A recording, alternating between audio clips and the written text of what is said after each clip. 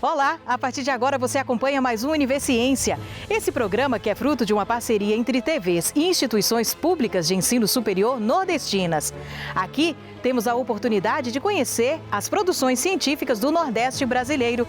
Confira algumas das pesquisas de hoje. Cientistas da Universidade Federal do Ceará desenvolvem curativo à base de grafeno. Uma rede comunitária de alta velocidade entre várias instituições de ensino está unindo pesquisadores na Bahia. E ainda, em nome da mobilidade, cientistas da Universidade Federal do Rio Grande do Norte constroem um carrinho adaptado para crianças vítimas do Zika vírus.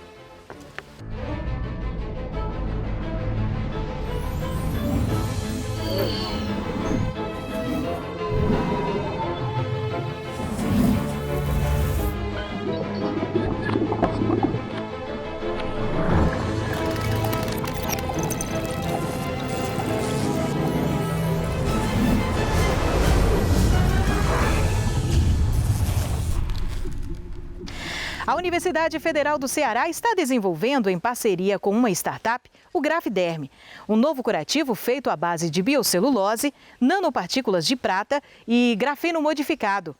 O estudo é uma das 10 pesquisas brasileiras contempladas na chamada publicação do CNPq e do Ministério da Ciência e Tecnologia e Inovações. O produto inovador está sendo testado. E os resultados mostram que a combinação dos componentes, além de proteger, também é capaz de tratar ferimentos de difícil cicatrização.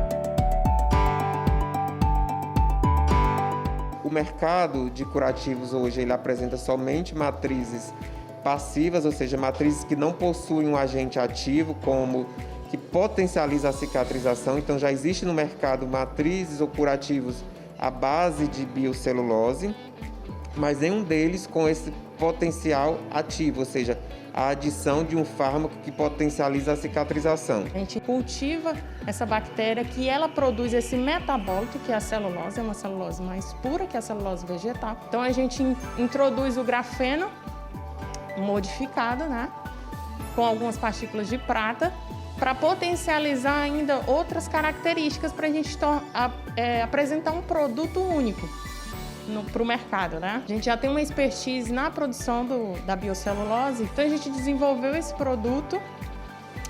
A proposta dele é diminuir os custos de tratamento.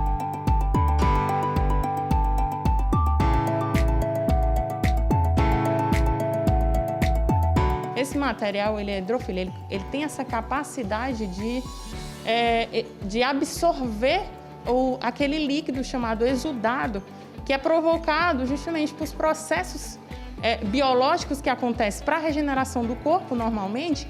Aquele líquido é para favorecer esses processos, certo? Só que no que tem esse excesso de líquido, isso favorece também micro-organismos, né? Então, o que é que o nosso curativo vai fazer? Ele vai tirar esse excesso, ele vai remover. Nos testes que a gente fez, a gente consegue fazer uma remoção até de 98% desse exudado por ferida, até em 2 dias. Ele reduz a inflamação, evita a proliferação bacteriana, tanto pelos componentes do grafeno e da prata, né, corada, como também ele não adere à ferida, à pele, para que o paciente sofra depois, né, tenha uma dor, cause algum dano, prejuízo e torne o tratamento mais dolorido, mais estressante para o paciente.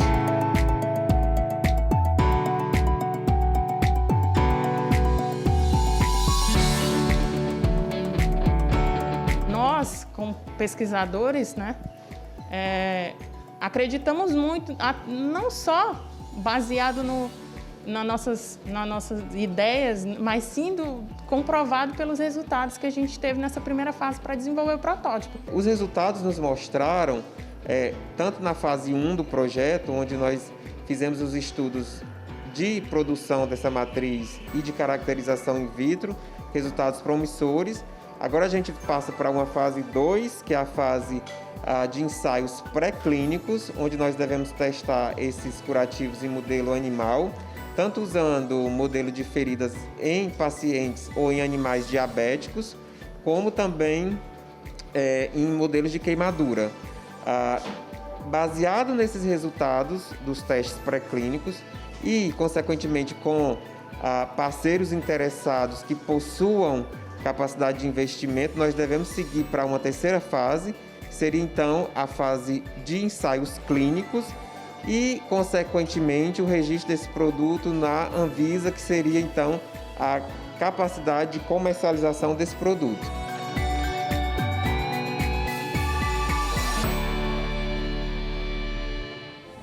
E daqui a pouco, em nome da mobilidade, cientistas da Universidade Federal do Rio Grande do Norte constroem um carrinho adaptado para crianças vítimas do Zika vírus. É depois do intervalo.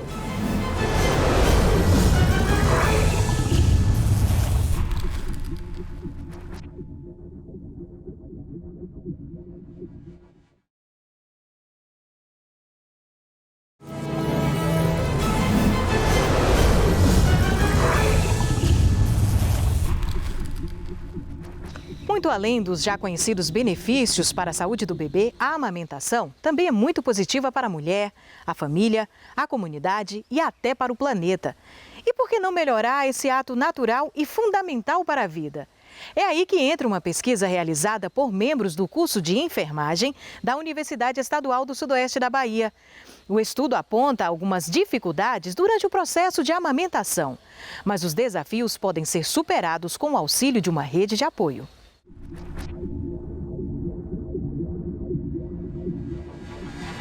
Nós desenvolvemos diversas atividades aqui na cidade de Jequié. Nós vamos para hospitais, unidades básicas de saúde, grupos de gestantes. Nós desenvolvemos encontros, seminários, cursos sobre aleitamento materno. E durante essa realização dessas atividades, nós percebemos que, mesmo nos dias atuais e com todas as políticas de aleitamento materno e que elas são fortes aqui no Brasil, as mulheres continuam enfrentando dificuldades para amamentar.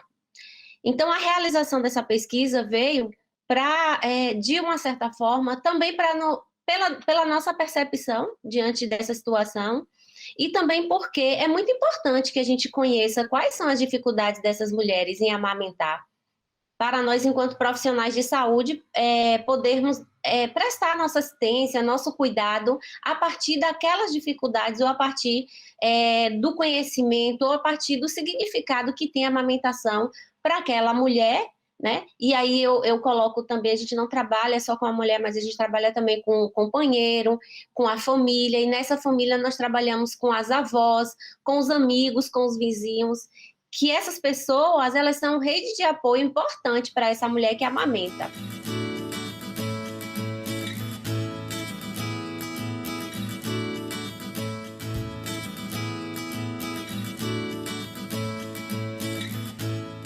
As dificuldades que elas relataram muito são os problemas mamários, né? E esses problemas mamários, eles acontecem porque essa criança ainda não aprendeu a sugar direito essa mama. Às vezes a mãe precisa posicionar melhor essa criança, e aí esse neném vai pegar melhor na parte da mama, né? Que ela vai pegar não só o mamilo, mas uma boa parte dessa areola. Então, esses problemas mamários, quais são eles, né? O engurgitamento mamário, pode ter casos de rachaduras, fissuras, machucar essa mama, essa mulher vai sentir dor. O outro pode ter mastite também, até chegar essa mulher a apresentar um abscesso nessa mama. E todos esses problemas, eles podem ser evitados, né? Se nós cuidarmos dessa mulher, se nós orientarmos sobre o posicionamento e a pega. Uma outra preocupação dessas mulheres foi a questão de não ter o leite. Então, elas acham que elas não tinham leite e, por outro lado, elas queixaram também da questão da criança estar chorando por conta dessa...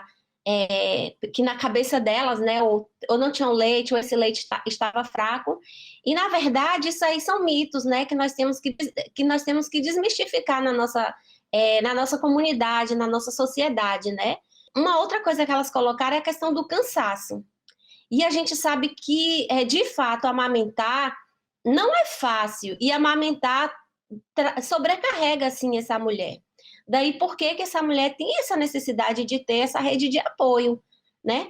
Para poder dar suporte a ela para amamentar essa criança. E com relação ao choro também, gente, às vezes a criança não chora só porque está com fome, chora porque está com frio, porque está molhada, chora por outras situações que isso não quer atrelar diretamente à questão da qualidade do leite, né? Porque ela é superior a qualquer outro leite, porque o leite materno contém tudo que a criança precisa e contém mais ainda os fatores de crescimento, os fatores de desenvolvimento que vai ajudar nesse desenvolvimento cerebral dessa criança. Então, o leite de vaca ou leite de cabra não contém isso. Quem vai conter todos esses nutrientes e tem muito mais é o leite materno.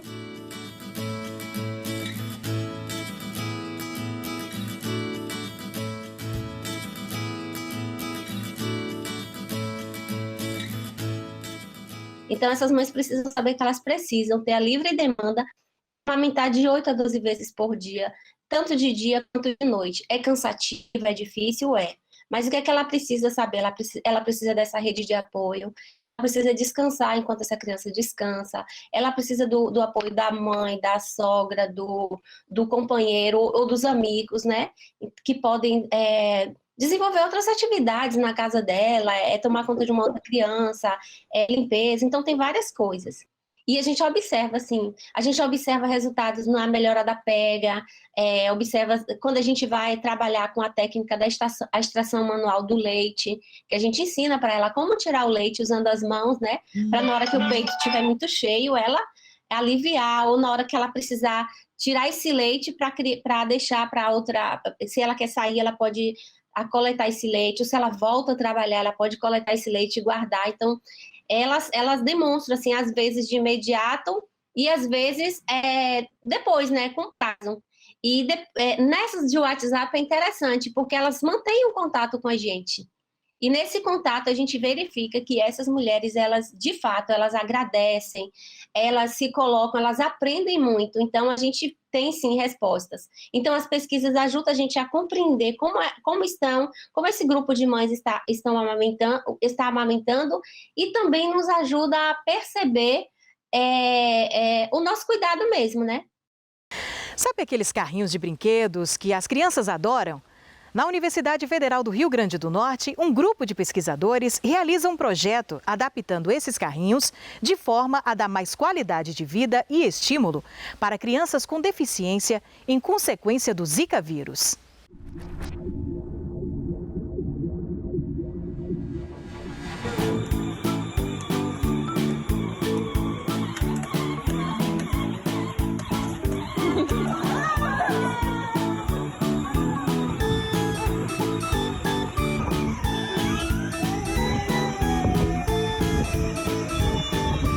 Em um carrinho adaptado especialmente para elas, essas crianças se locomovem e se divertem. Esse grupo participa do projeto Go Zika Go, coordenado pela Faculdade de Ciências da Saúde do Trairi, da UFRN.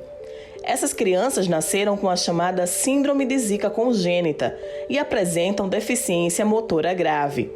A síndrome se tornou uma preocupação global após o surto do Zika vírus em 2015, que trouxe os holofotes da saúde mundial para o Brasil, especialmente para o Nordeste brasileiro. O Go Zika Go ele surgiu com uma necessidade prática, né, do nosso serviço enquanto clínica e escola da UFRN Campus Facisa, quando no início do surto e as crianças começaram, né, após o período de internação, né, do nascimento, serem encaminhadas para o serviço de reabilitação. Então a gente ficou responsável por acompanhar as crianças dessa região de saúde do Trairi. Então desde o início existia uma preocupação muito grande de fornecer o melhor cuidado em reabilitação, né, para essas famílias, baseado na evidência mais disponível, um serviço centrado na família. O nosso serviço já estava com essa preocupação de envolver as famílias no cuidado. E aí começamos com o serviço de estimulação precoce, porque é o que é preconizado pelo Ministério da Saúde até os 3 anos. E essas crianças foram crescendo e as necessidades elas vão mudando. A mobilidade é um direito humano. A reabilitação ela precisa trabalhar nesse sentido. Para crianças que têm um comprometimento motor muito grande, muito severo, como são as nossas crianças com Zika, na verdade a gente precisou pensar em estratégias de mobilidade. O trabalho brasileiro é inspirado no projeto Go Baby Go da Universidade de Delaware, nos Estados Unidos, que tem como objetivo promover a mobilidade motorizada através da adaptação de carros de brinquedo. A gente começou a pensar em estratégias que fossem mais centradas nos modelos atuais de reabilitação para as crianças com Zika. Nosso principal objetivo é conseguir fazer algumas adaptações, tanto da parte mecânica, como por exemplo a altura do volante, como adaptações elétricas para fazer com que, por exemplo, com simples toque o carrinho consiga andar. E também na parte da cadeira, dar mais suporte para a criança, enfim, para que ela possa ficar segura, se sentir segura e possa usufruir dessa tecnologia, desse carrinho, com total segurança e praticidade também para ela.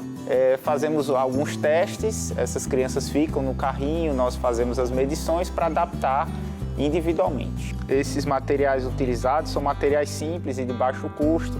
Por exemplo, para o suporte para um desses carrinhos, nós vamos utilizar canos de PVC, então atrelados a essa carcaça de plástico, com algumas adaptações, alguns pedaços metálicos que nós conseguimos usinar aqui mesmo, mas a maior parte são coisas bem simples que a gente encontra em qualquer loja. Então a gente vai fazer toda a intervenção às 12 semanas na clínica e quando terminar essas 12 semanas, se a gente viu que a criança melhorou, né, de onde ela chegou, ela já tem um nível de aprendizado na mobilidade, nos carrinhos, leva o carrinho para casa e as últimas 4 semanas o fisioterapeuta vai até a casa da criança para poder fazer a intervenção. E aí, quando a gente reavalia a criança, ela está apta realmente para a mobilidade motorizada, essas famílias elas recebem o carrinho para ficarem utilizando com a criança em casa, na comunidade, onde ela quiser. Na verdade, a gente quer que use o tempo inteiro.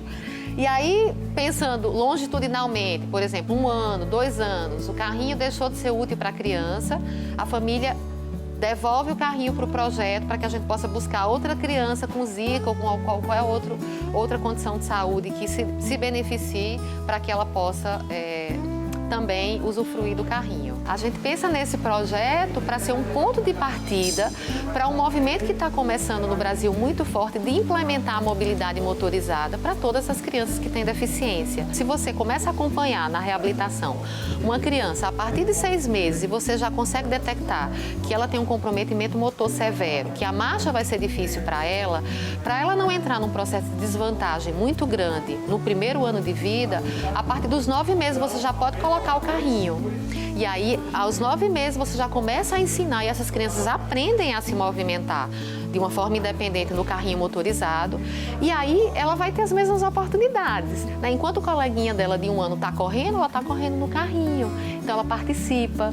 Então, ela não se sente diferente nesse processo de brincar e de participar das atividades na escola, né, na creche, na comunidade. Para essas crianças, eu acho que o que vai proporcionar, o que a gente também objetiva aqui, é a participação delas, né? A participação delas na comunidade, em casa, na escola, onde elas estiverem, né? Essa participação delas, né? Esse envolvimento, essa felicidade, essa alegria que tem ocorrido essa mudança dentro da saúde, né? Não só olhar para dentro da estrutura e função do corpo, mas sim voltar para a participação, para o ambiente dessas crianças. Como faz para ele andar? Mostra para todo mundo. Veja em instantes, cientistas desenvolvem uma rede de alta velocidade que integra diversas instituições de ensino superior. A gente volta já já.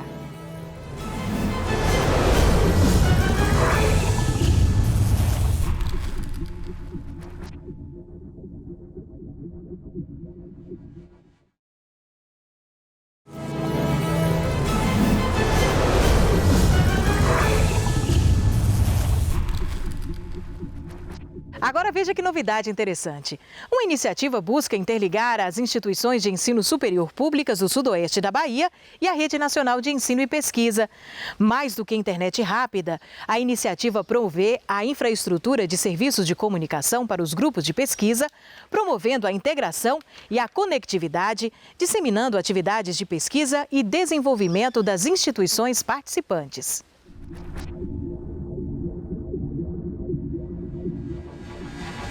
Ele é um projeto em parceria com a Rede Nacional de Ensino e Pesquisa, a RNP, que é uma instituição que é responsável hoje por prover a infraestrutura de conectividade de internet e comunicação de dados entre as instituições de ensino, né? E então, assim, existe um projeto na RNP que é a criação de redes metropolitanas, né? Essas redes, elas possuem 2 comitês, um comitê técnico e um comitê gestor. Eu faço parte do comitê gestor dessa rede. E então, essa rede, no final das contas, ela é a criação de uma infraestrutura para, em cada localidade, criar uma rede de alta velocidade para comunicar as instituições locais. No nosso caso, da realidade de Vitória da Conquista, a gente está tendo uma comunicação em alta velocidade entre o IFBA, a UFBA e a UESB, né? E aí essa comunicação, nesse caso, um grande desafio nosso e que eu venho tentado buscar é trazer para a comunidade, né, de pesquisa formas de explorar, porque muitas vezes o pessoal pensa que é só uma rede de computadores. A ideia é justamente mostrar para a comunidade o que eu venho tentando divulgar. Não é rede por rede, não é só, então, como eu dizia, uma interconexão de alta velocidade só para ter internet mais veloz, né? A intenção que a gente quer trazer é mostrar para os pesquisadores que pesquisadores de diferentes instituições, seja no nosso escopo local, IFBA, UFBA, UESB, podem realizar pesquisas entre si, né? Assim como podem também realizar com outras redes, como, por exemplo, das diversas instituições que estão em Salvador também. Então, muitas vezes, tem pesquisadores que têm suas pesquisas comprometidas ou alguns níveis de dificuldade em algumas interações de troca de dados, de informações, que uma rede de alta velocidade pode permitir. Eu vou trazer como exemplo um projeto, que é o projeto da rede RUT, né?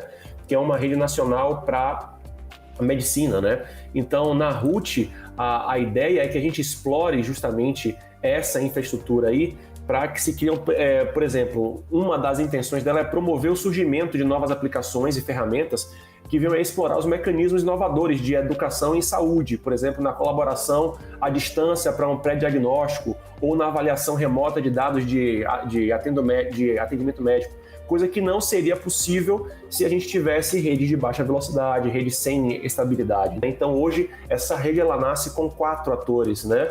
A Prefeitura de Vitória da Conquista, o IFBA, a UFBA e a UESB, né? E, claro, a RNP. A intenção é que isso expanda para outros entes também, mas seria numa segunda fase. Na hora que a gente estiver com a rede pronta, entregue, por exemplo, o curso de medicina da UESB, da UFBA, poderão estar integrados também nessa rede e fazer uso dessa rede universitária de telemedicina, que é a RUT, né? As possibilidades são inúmeras, né? Então, acho que se a comunidade trabalhar nisso para fazer bom uso, eu acho que a gente expande em muito esse horizonte que seria de apenas uma internet de alta velocidade, mas sim explorar todo o potencial dessa rede.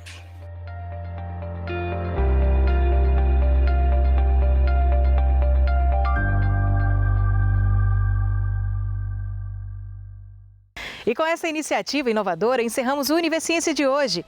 O nosso encontro marcado é na próxima semana, com novas pesquisas científicas para você conhecer. Tchau, tchau e até lá!